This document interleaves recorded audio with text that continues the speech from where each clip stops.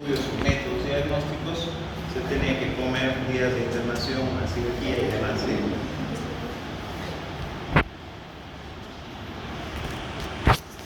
Bien. Entonces vean esto, ¿sí? Un profesional médico tiene que adquirir durante su formación los conocimientos teóricos y habilidades prácticas de la imagenología para desenvolverse con eficacia y realizar diagnósticos presuntivos. Es decir, esta especialidad va a contribuir al resto de las especialidades. No es que nosotros damos específicamente diagnósticos, ¿sí? Sino que en base a la clínica del paciente y a nuestros conocimientos en el manejo de los distintos métodos, podemos hacer una aproximación diagnóstica. Vuelvo al ejemplo. Si nosotros tenemos un paciente con dolor abdominal, vómitos, náuseas, el paciente nos relata que el vómito es de tipo bilioso, podríamos presumir que se trata de un cólico de tipo biliar, ¿verdad? Y al médico cirujano lo que le va a preocupar en ese momento es si no tiene cálculos, por ejemplo, que estén ocasionando engrosamiento de la pared y que eventualmente, si no se trata, podría provocar una gangrena, podría provocar una infección, podría provocar grandes cosas, ¿sí? Entonces nosotros hacemos la evaluación, decimos, no, la vesícula se ve bien, no tiene nada, médico psiquiatra.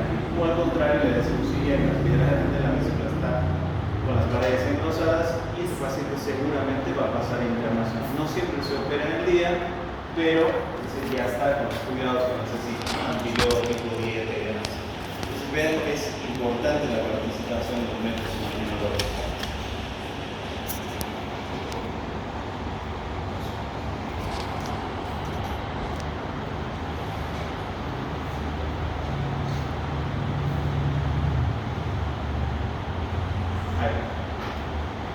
Entonces, como les decía hace rato, diagnóstico por imagen se considera la aplicación de la energía al cuerpo humano para obtener una imagen normal o patológica, ¿sí? Siempre se asemeja a la realidad.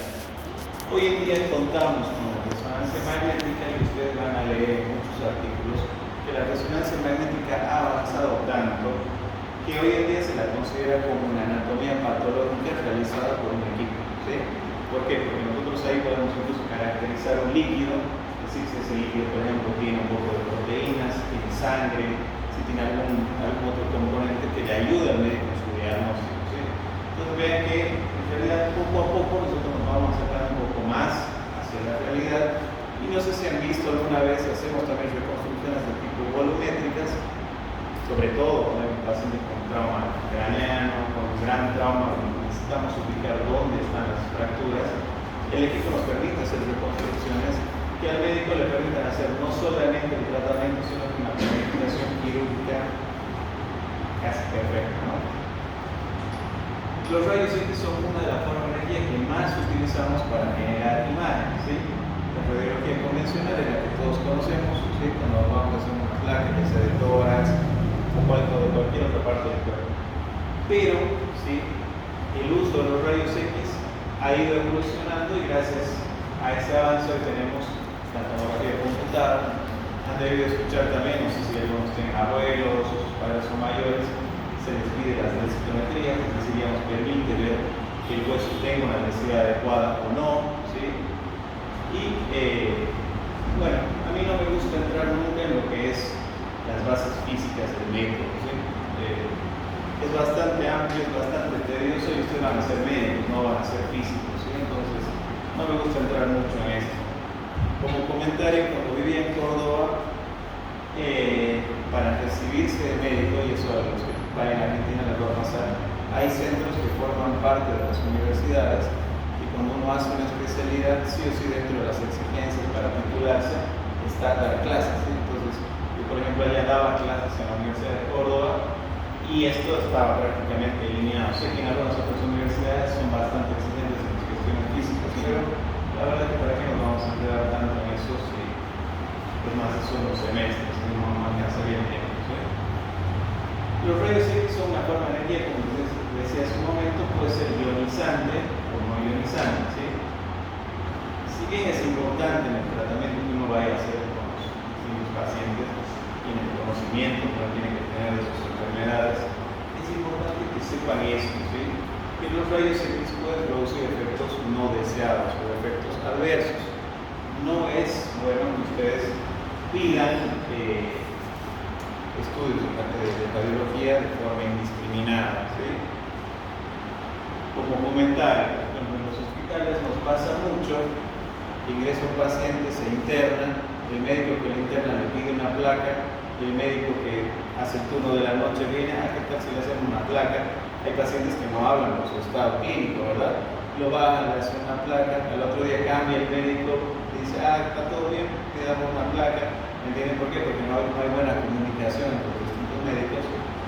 Y cuando se va el paciente, vemos, dice la clínica y tiene 40, 50 radiografías. ¿Entienden? Si sumamos la dosis de radiación que ha recibido ese paciente, es muy probable que en poco tiempo desarrolle un efecto adverso, ¿sí?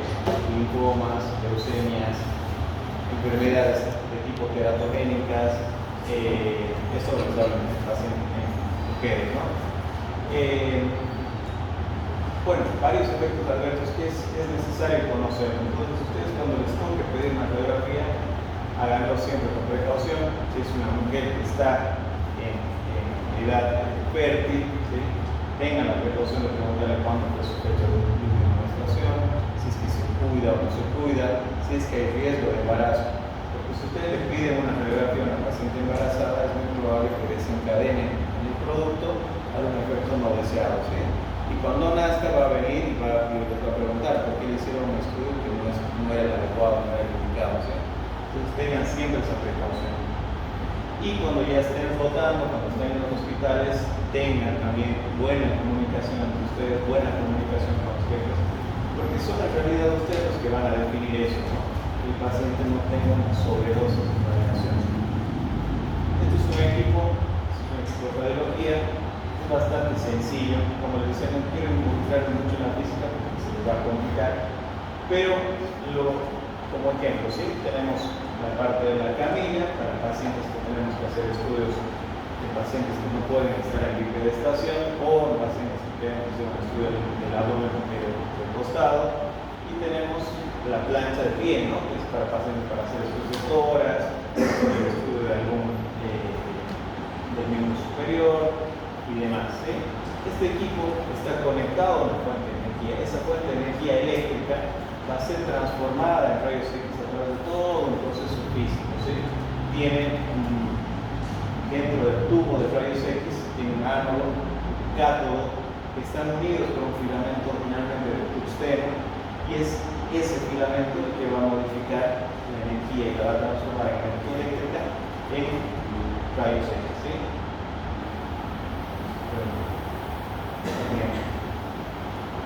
Bueno, vamos a hablar ahora de otro método, ¿sí? Vamos a hablar ahora de la ecografía o el ultrasonido, que el ultrasonido es una forma de energía para la obtención de imágenes, pero no utiliza rayos X. Al no utilizar rayos X, se la puede usar de forma no indiscriminada, pero sí la podemos usar con más, ¿cómo se dice?, con más tranquilidad, ¿sí? Por ejemplo, justamente vuelvo al ejemplo de las mujeres embarazadas. Le podemos hacer una ecografía desde las primeras semanas de embarazo hasta que se da el nacimiento, ¿no? Y podemos tener un control adecuado, tanto de su peso, de su desarrollo, que tenga evidentemente todos los órganos, que no tenga ningún problema al nacer, ¿sí? Que tenga una cantidad de equipamiento adecuada y varias otras circunstancias que nos van a permitir a nosotros tener un nacimiento con tranquilidad, ¿no? Que se prepare la obstetra, que se prepare la sala donde van a recibir. No es lo mismo recibir a un niño que va a nacer con algún problema, es decir, nosotros en la ecografía les digamos, por ejemplo, no tiene líquido amniótico, ¿sí? No es lo mismo que le digamos que tiene algún problema en el pulmón, que va a nacer con un problema en el pulmón. ¿Por qué? Porque eso va a definir que no solamente esté listo la obstetra, sino que seguramente van a llamar al neonatólogo, probablemente haya un especialista en terapia neonatal, ¿me entienden? Y varias circunstancias que se pueden prever, que se pueden tomar cuidado. Ha pasado muchas veces que, por ejemplo, ¿no? Un niño que nace con algún problema o prematurez, ¿me entienden? Si no se toman las precauciones adecuadas, ha pasado alguna vez que no hay, por ejemplo, incubadoras, ¿sí? Si no se tiene, por ejemplo, el conocimiento de que se va a recibir un niño que tiene problemas, probablemente ni siquiera estén pensando que va a ir a incubadora y a veces pues no lo hay, ¿sí? Bueno, los equipos de ultrasonido utilizan ondas de pulso corta que se transmiten al interior del cuerpo, ¿sí? La velocidad de propagación de estas ondas es constante en un tejido determinado y no se afecta por la frecuencia y longitud de onda. Vean que los conceptos físicos son complejos, ¿sí? Pero eso no es lo que me interesa que se aprenda. La velocidad del sonido va a variar en distintos tejidos, ¿sí? Y por ejemplo, es muy baja en los gases y es mucho mejor en la piel. Esta última línea es la que me interesa que se sepa, ¿sí?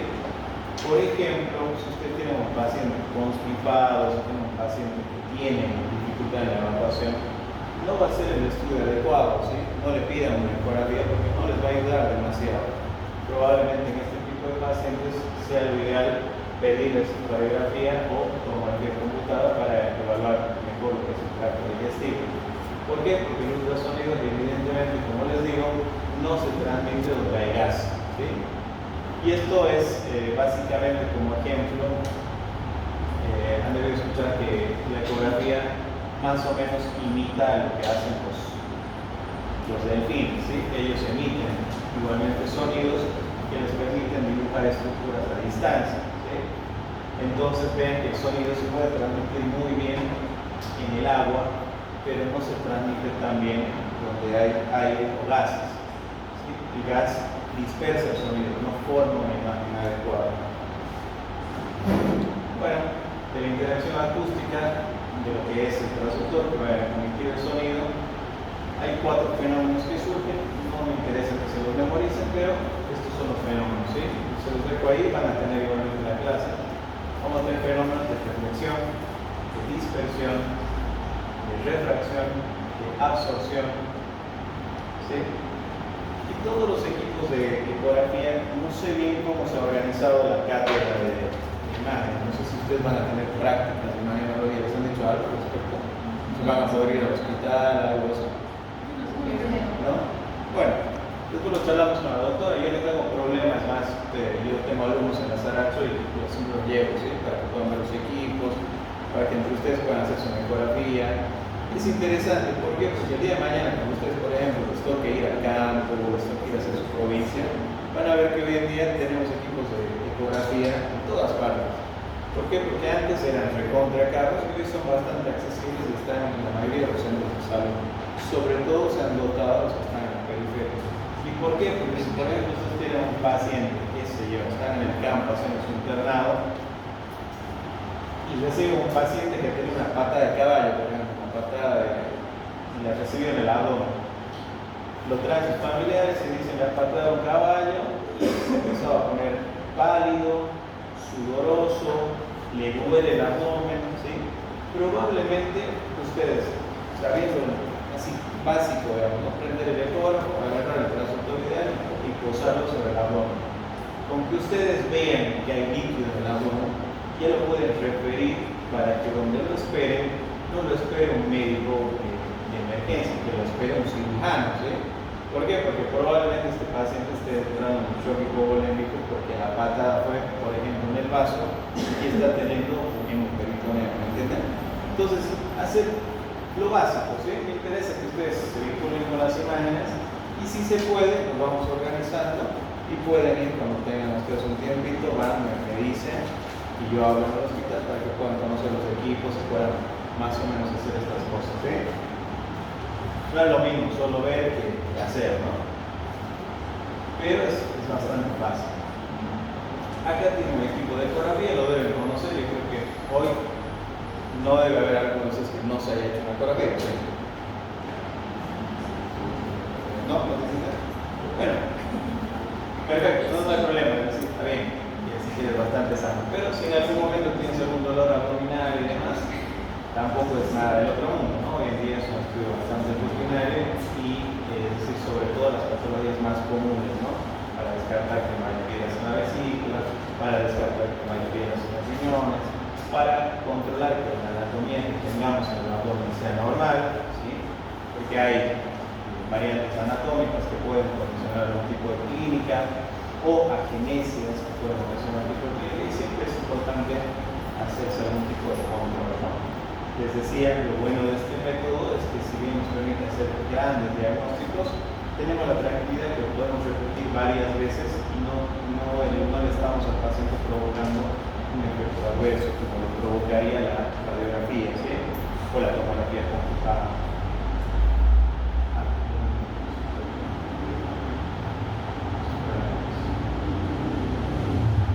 A lo que me refería hace un momento de cuáles serían los transductores ideales, vean que bueno, todos los equipos tienen lo mismo, una pantalla, ¿sí? Un teclado que nosotros lo conocemos como armónica, donde tenemos toda la letra en una computadora para poner los nombres, los datos, pero hay muchos botones. La botonería de un ecógrafo es bastante interesante, nos va a permitir mejorar la profundidad de la imagen, nos va a permitir ver mejor contraste, aumentar el contraste, disminuir el contraste y utilizar algunas cuestiones que son bastante interesantes, como por ejemplo el efecto doble, que ya lo explicará varios equipos. Todos los equipos se componen de lo mismo, ya les decía, transductor, ¿sí? Un transductor es un transductor que proporciona energía, ¿sí? Esa energía necesita un receptor y un procesador. Vuelvo a lo mismo de hace rato del equipo de rayos X, ¿sí? El ecógrafo es un equipo que tiene muchísimas cuestiones físicas para lograr que la energía eléctrica que recibe el equipo pueda ser transformada en energía mecánica o energía sonora, ¿sí? Pero básicamente, como resumen grande, ¿sí? Cuando el equipo está conectado a la fuente de energía, va a transmitir esa energía eléctrica y los transductores tienen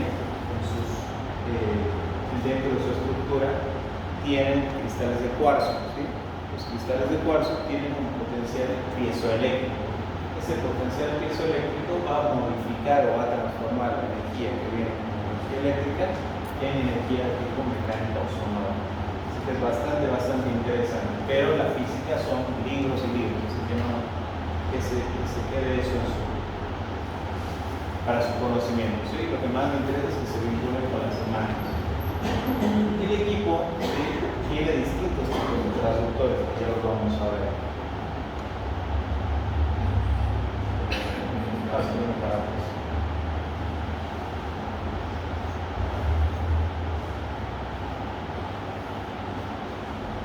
Bien, tiene distintos tipos de transductores.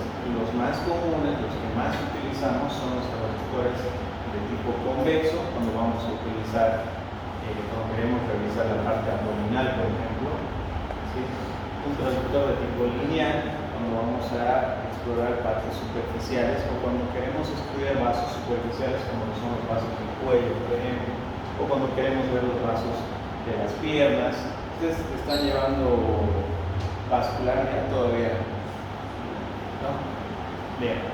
Bueno, cuando lleven vascular, van a ver qué interesante es. Ellos les van a hablar de todo lo que es el árbol vascular, las distintas patologías, pero ellos dependen mucho de este tipo de estudio, dependen mucho de la ecografía. ¿Por qué? Porque nosotros les vamos a dar la información, por ejemplo, si hay un trombo en una vena, si hay un trombo en una arteria, si hay, por ejemplo, un aneurisma en un vaso, ¿sí? Si hay, por ejemplo, alguna variante de tipo aneurone que esté condicionando determinada patología de tipo vascular, ¿sí? Entonces el transductor cumple dos funciones. Por un lado, convierte la energía eléctrica proporcionada por el transmisor en pulsos acústicos que son enviados al paciente, y por otro lado, una vez que ya ha emitido esos pulsos, los va a volver a recepcionar, ¿sí? Al recepcionar esos ecos, se van a transformar en imágenes, ¿sí? Acá lo que les decía un momento, los transductores ultrasónicos utilizan el efecto piezoeléctrico. Se define la propiedad de ciertos cristales para desarrollar un potencial eléctrico cuando son deformados mecánicamente por la compresión y descompresión. Y eso genera cambios en polaridad y voltaje, dando origen a la información para generar una imagen ecográfica. Antes, los equipos de ecografía eran recontra caros justamente porque los cristales de cuarzo son demasiado raros, es escaso en el mundo. Y es por eso que un transductor, por ejemplo, podía costar $20,000, $30,000 y era, la verdad, por ejemplo, incomprable para los hospitales, por eso que era muy difícil. Hoy en día, ya con el desarrollo de otro tipo de tecnologías, sobre todo los chinos que siempre están un paso adelante, ya han desarrollado una producción sintética de estos cristales. Entonces ya los transductores son mucho más baratos y los equipos se han abaratado bastante, por eso que hay todas partes. Estos son los transductores. Este es el lineal que les decía para partes superficiales, cuando quieran explorar, por ejemplo, alguna arteria, alguna vena, ¿sí? Cuando quieren estudiar, por ejemplo, las glándulas que están en el cuello, las parótidas, maxilar, la sublingual, cuando quieren estudiar la tiroides, utilizamos el que es lineal, ¿sí? Cuando queremos estudiar partes profundas, utilizamos el transductor de tipo convexo o convexo, y cuando queremos estudiar cavidades, utilizamos el endocavitario. El endocavitario lo utilizamos en las mujeres, por ejemplo, cuando queremos hacer estudios de tipo translaminal, ¿sí? Que ofrece muchísima información. Antes se utilizaba el convex y se hacía por vía suprapúbica, y obviamente a través de eso tratábamos de ver cómo estaba el útero, el endometrio, los ovarios.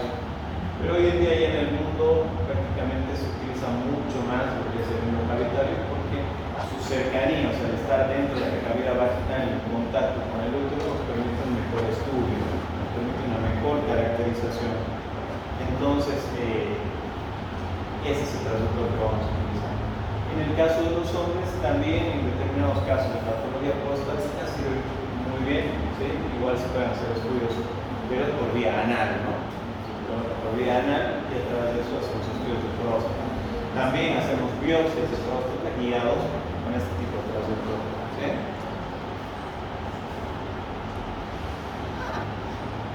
La principal modalidad que nos interesa a los especialistas es el modo MEM, ¿sí? El modo M, que es otro tipo de modalidad de estudio que utilizan los cardiólogos, ¿sí? Porque necesitan ver con mayor fidelidad lo que es el movimiento del corazón, ¿no?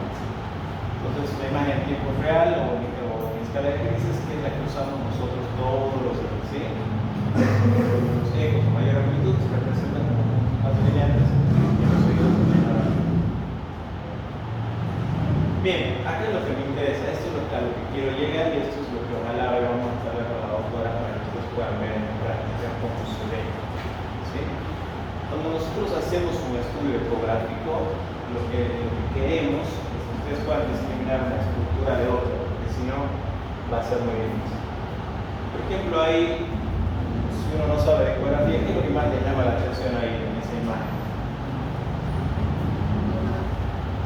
¿Cómo? Esa imagen como si fuera un hueco, ¿verdad? Una imagen como negra. Es que es muy difícil, es como una materia descompuesta, ¿verdad? Si uno no sabe muy bien.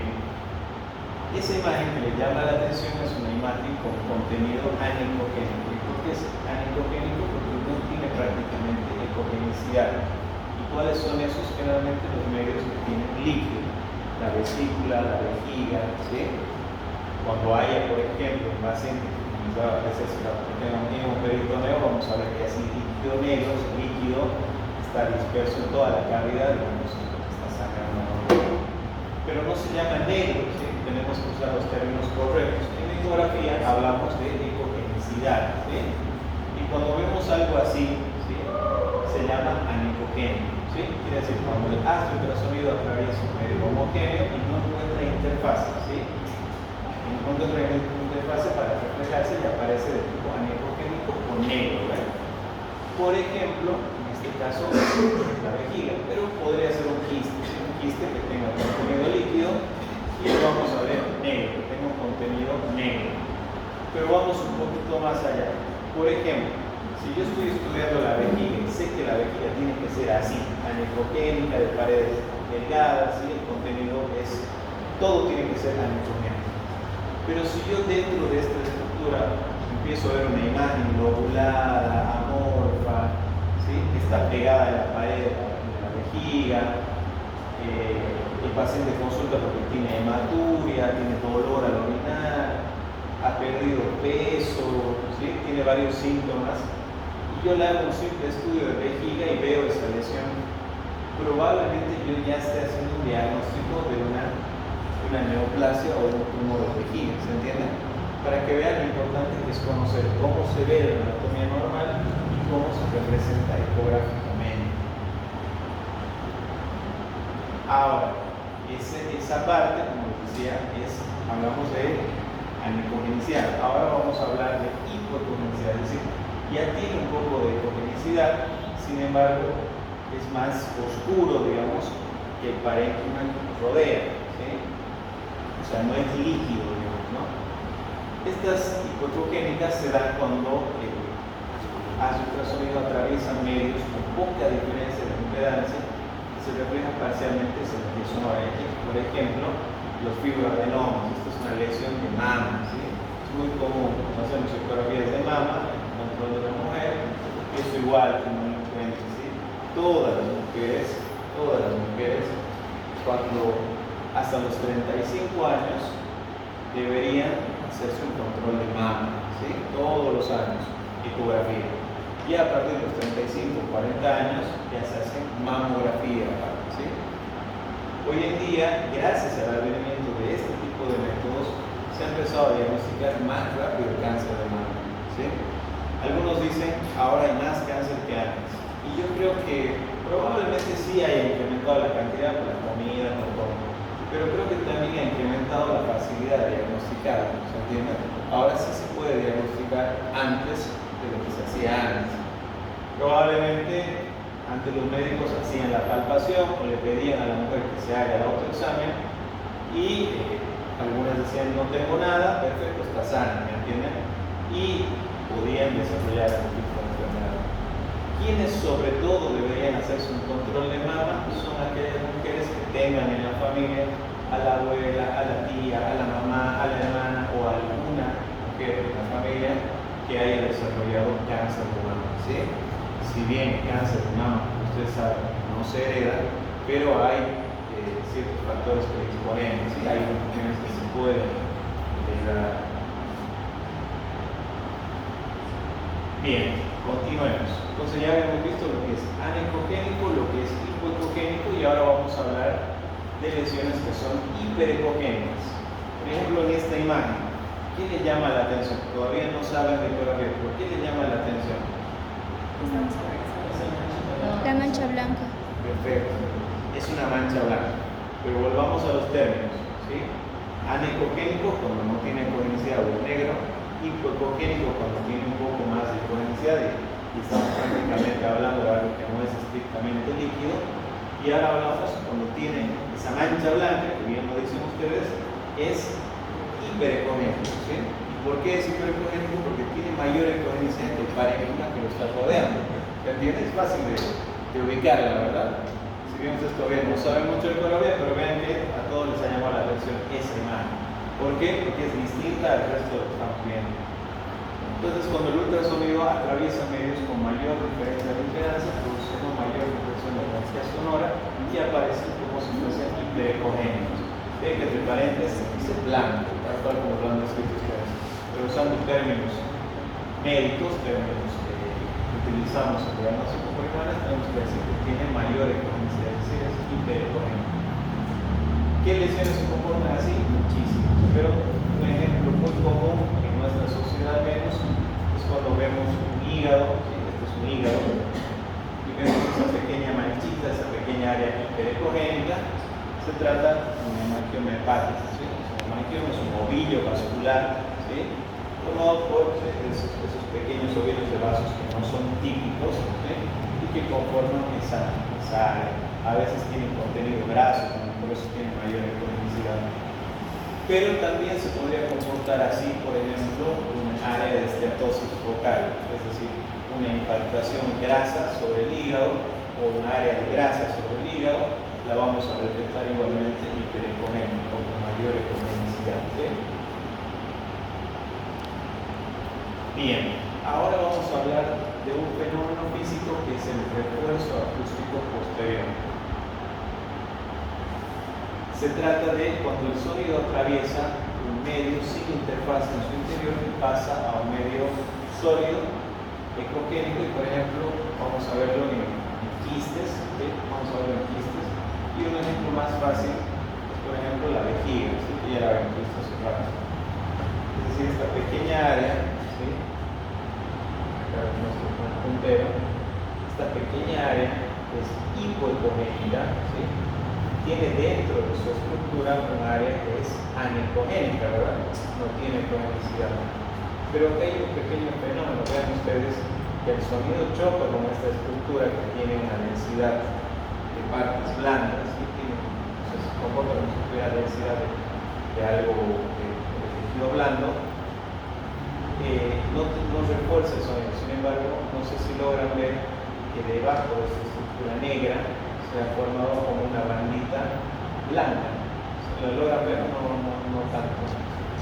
Bien, eso se llama reforzar el sonido, y es porque los líquidos transmiten mejor el sonido, y cuando el sonido choca, lo refuerzan, es decir, incrementan ese pasaje de sonido y nos permiten ver las estructuras mejor posterior a la imagen. Por ejemplo, les decía que para ver nosotros la próstata en el hombre, necesitamos sí o sí pedirle al paciente que llene la vejiga, porque la vejiga, al tener contenido líquido, va a reforzar el sonido, va a mejorar la transmisión del sonido y vamos a permitir ver con mayor caracterización lo que es la próstata, ¿se entiende? Y en las mujeres que no se hacen estudios transvaginales, ¿sí? Eso también, recuerden, cuando ustedes tengan en su consultorio una paciente, ¿sí? Y ustedes consulten, por ejemplo, por un sangrado, que consulte, por ejemplo, porque tenga una dismenorrea, que consulte porque tenga algún dolor ginecológico y ustedes tengan la necesidad de solicitar este tipo de estudio, pregúntenle si ya ha iniciado su actividad sexual, ¿sí? Porque no le vamos a poder hacer un estudio transvaginal a una mujer que no ha iniciado su vida sexual, ¿se entiende? Entonces sí o sí vamos a tener que hacer el estudio por vía suprapúbica en esos casos, ¿sí? Ahora, si la paciente ya ha iniciado su vida sexual, y les digo esto porque resulta ser un poco complejo hacer ese tipo de preguntas, porque bueno, la edad del inicio sexual uno tal vez lo sabe, ¿verdad? Entonces se les va a complicar un poquito. Hay pacientes a veces que van con la mamá y a veces no quieren responder, se entiende, ¿verdad? Pero bueno, pues, que les estoy dando algunas cuestiones que las tienen que tomar en cuenta y les va a ocurrir. Ahora hablamos de otro fenómeno. Recuerden que el anterior era el refuerzo del sonido, ahora hablamos de sombra acústica posterior. ¿Qué quiere decir? Cuando el aire choca con una interfaz muy hipogénica o muy dura, es incapaz de atravesar, ¿sí? Es decir, no habiendo ninguna imagen detrás de esta interfaz. Por ejemplo, los cables. ¿Qué quiere decir? Si yo, por ejemplo, quiero transmitir un sonido a este lado, de este lado choca con algo muy duro, el sonido vuelve y ya no logra transmitir la imagen de este lado, ¿sí? Pues vean ustedes que eso nos ayuda muchísimo cuando nosotros, por ejemplo, vemos un paciente que tiene cálculos, acá estamos hablando de una vesícula, ¿sí? Que tiene contenido. ¿Cómo es el contenido de la vesícula? ¿Cómo sería? ¿Cómo? Es bilioso, pero hablando ecográficamente, ¿cómo se comportaría? ¿Qué congenicidad tendría? ¿Sería? ¿Cómo? ¿Perdón? Anecogénico, no tiene congenicidad, ¿sí? Sin embargo, vean que en la evaluación de una estructura que tiene contenido anecogénico, vemos una estructura de morfología ovoidea que tiene sombra acústica posterior, o sea, el sonido está chocando contra esta estructura. Posterior a ella se forma una línea negra, es decir, no está pasando el sonido. ¿Por qué? Porque es una estructura muy dura, se trata de un cable, y entonces podemos estar nosotros 100% seguros de que estamos viendo un cable, ¿sí? Y ahora vamos a hablar de lo que es el efecto Doppler, ¿sí? El efecto Doppler se aprecia cuando el objeto del estudio está en movimiento, ¿sí? Entonces, para un observador de reposo, la frecuencia de las ondas es mayor, cuando el objeto se acerca y es menor cuando sale. El ejemplo clásico es un tren. Por ejemplo, un tren en movimiento emite sonido, ¿sí? Apreciamos un sonido más agudo o de mayor frecuencia cuando se acerca y es más grave de menor frecuencia cuando se aleja, ¿sí? Nosotros utilizamos este principio físico para definir cuál es arteria y cuál es vena. ¿Por qué? Porque acuérdense que lo arterial siempre va a ir en dirección hacia el transductor, es decir, se está acercando al transductor, y la sangre venosa que va en retorno se está alejando del transductor, ¿sí? Entonces nosotros ponemos el Doppler y podemos estar 100% seguros de cuál es arteria y cuál es vena. ¿De qué nos sirve? Por ejemplo, cuando ustedes quieran colocar una vía central, ¿sí? Van a ver que a veces es muy difícil, hay colocaciones de vía central muy dificultosas. Entonces recurrimos al uso de la ecografía. Cuando ponemos el Doppler, estamos 100% seguros de que no le vamos a pegar, por ejemplo, a la carótida, ¿sí? Porque lo que queremos es alcanzar la yugular. Entonces, utilizando el efecto Doppler, estamos seguros de que no le vamos a pegar una arteria y que estamos viendo hacia la vena. Y podemos ver en tiempo real cómo la aguja va a alcanzar a la vena y vamos a poder hacer la colocación ya con mayor seguridad de la vía central. ¿De qué también nos sirve? Como este método de estudio está viendo el movimiento, ¿sí? Va a pasarles de que alguna vez van a tener un paciente que consulta por dolor en el miembro, ¿sí? En el inferior, cualquiera de los dos, y ha empezado a edematizarse, se le empieza a hinchar la pierna. No solamente tiene dolor, sino que se torna edematosa la pierna. Y cuando ustedes lo evalúan, evidentemente ya con el edema es difícil hacer la palpación, ¿verdad? Es difícil palpar con la arteria, la vena, porque todo el miembro está edematizado. Entonces nosotros hacemos el uso de la ecografía y vemos, ¿no? Hay flujo vascular, cómo se va moviendo la sangre, hasta que en algún punto o en alguna vena, por ejemplo, vemos que ya no hay circulación, ¿sí? No hay circulación. ¿Y cuál puede ser la causa? A veces encontramos a los trombos, ¿sí? Hay un trombo que está ocurriendo la circulación de la sangre y es por eso que el paciente empezó a edematizarse la pierna, ¿sí? Porque no está circulando la sangre. Bueno, acá lo que les decía del efecto Doppler, cómo es el tema de cuando se aleja y cuando se acerca, ¿sí? Ese es el principio, en eso consiste la ecografía. Cuando se acerca, hablamos de algo arterial, cuando se aleja, hablamos de algo venoso. ¿Sí? ¿De qué nos sirve? Ya les decía, por ejemplo, para la evaluación de estructuras vasculares, nos va a permitir siempre la evaluación adecuada del flujo que hay dentro del vaso, ¿sí? Si es normal, si está aumentado. Vamos a ver muchos casos también de pacientes que tienen alguna patología vascular en el cuello, por ejemplo, ¿no? Que tengan mucho ateroma calcificado, por ejemplo, en la carótida. Y el paciente debuta con cuadros de reconocimiento, de síncopes, algunos tienen, por ejemplo, ACVs a repetición. Y cuando vamos a controlar las arterias del cuello, muchas veces nos encontramos con que tienen grandes ateromas, ¿sí? Placas ateromatosas, que no dejan que la sangre circule con un flujo adecuado, ¿sí? Recuerden ustedes que el flujo vascular es igual a que cuando nosotros largamos el agua a través de una manguera, ¿sí? Una estructura cilíndrica tubular, ¿sí? Fluye a determinada velocidad, ¿sí? Tiene un flujo determinado, ¿sí? Pero si nosotros obstruimos y tapamos la salida del agua, ¿sí? Van a empezar a ver que la presión va a ir incrementando a tal punto que la sangre, que el agua que estaba saliendo a flujo y a una velocidad constante, si nosotros hemos tapado y dejamos solo una pequeña salida de agua, el agua va a empezar a llegar mucho más lejos, con mayor velocidad, ¿verdad? Con mayor velocidad y con mayor presión. Entonces eso también es complicado para un paciente, ¿sí? Para que lo tengan en cuenta de cómo realmente nos sirve este tipo de métodos. Vean acá el ejemplo, ¿sí? Rojo, arterial y azul, venoso. De todas formas, así lo preseteamos al equipo nosotros, ¿sí? En algunas partes del mundo les gusta ponerles otro tipo de color, el equipo lo permite, ¿sí?